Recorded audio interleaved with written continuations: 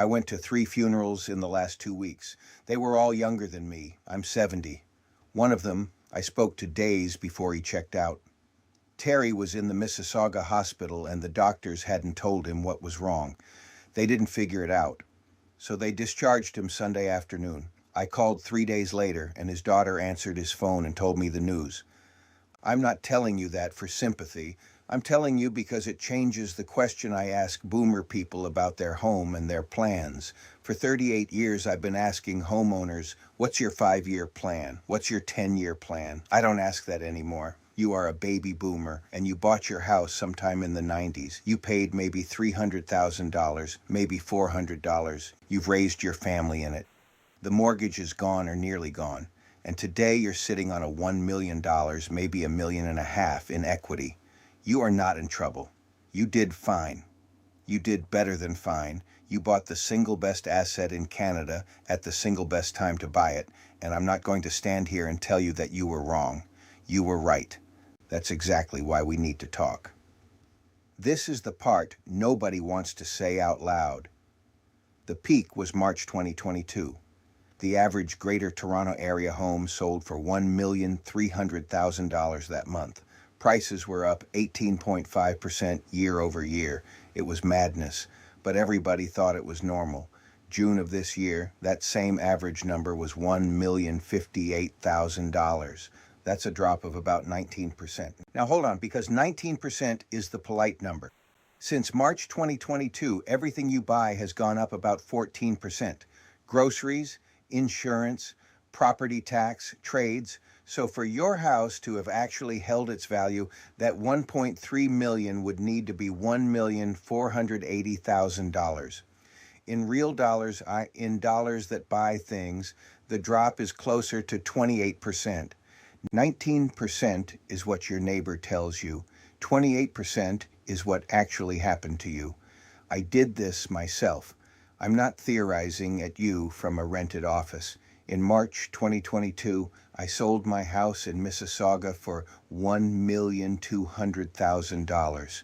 I had it on the market for 4 hours. But that same house today is worth somewhere in the neighborhood of $975,000, and I'm sure it wouldn't sell as fast as it did before. So that's roughly $225,000 I didn't lose, plus 4.5 years of property taxes I didn't pay, plus insurance, plus a roof, a furnace, a driveway, and whatever else that house was going to ask me for. I now rent a nice home, very similar to the one I had before, surrounded by mansions for about $3,000 a month, and the proceeds from the sale of my home are invested. I'm not supposed to tell you this, but I bought gold, so the money's been working the whole time instead of sitting in drywall. What is your house actually paying you? Here's the question I want you to sit with. You own $1 million asset. What does it pay you every year? Zero. It pays you nothing. Now, what does it charge you? Property tax, insurance, maintenance. On $1 million GTA property, realistically $15,000 to $20,000 a year before you fix a single thing that breaks. I spent 30 years doing exterior renovations at the same time as real estate. I've been up close and personal with a few hundred of these homes.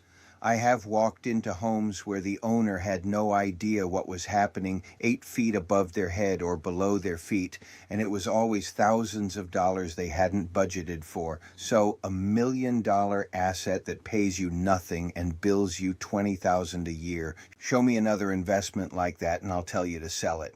But I have to live somewhere. Yes, you do. And this is the part most people get wrong because they're working off rent numbers from 3 years ago. Rents have come down. As a reference point only, Toronto one-bedrooms peaked around $2,600 a month in October 2023. Earlier this year, they were running around $2,200. That's roughly 14% off the top. And Toronto had the steepest declines of Canada's 6 biggest markets. But here's what almost nobody tells you. The asking rent isn't the real rent. By the end of last year, 2/3 of GTA buildings built since 2000 were offering incentives. 2 months free rent is the most common one. Free parking. I've seen buildings offering aeroplan points. 2 months free on a $3,500 unit is really $2,900 a month. Nobody tells you that because nobody asks. The warning, nobody else will give you. Now listen to me carefully because this is where people your age get hurt. Ontario rent control only applies to units first occupied before November 2018. The guideline this year is 2.5%. Anything newer than that, no cap, none.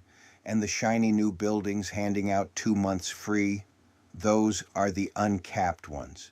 So you sell the house, you take the sweet deal on the beautiful new build, you get comfortable, and in year 2 they can raise it whatever they like, rent an older building, or rent a house or a condo townhouse. The incentive on the new one is bait.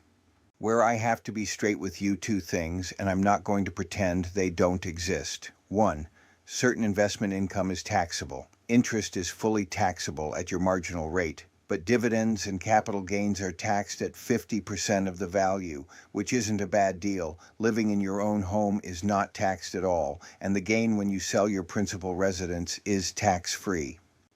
That's an advantage that may disappear soon of owning, and anybody who skips past it is selling you something. 2, rents look like they're bottoming right now. Asking rents in Toronto have ticked up 3 months in a row, which, if anything, argues for signing a lease this year rather than next.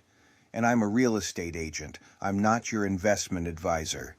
What you do with $1 million once it's liquid is a conversation for someone licensed to have it. I can tell you what your house is doing, and I can tell you what it costs.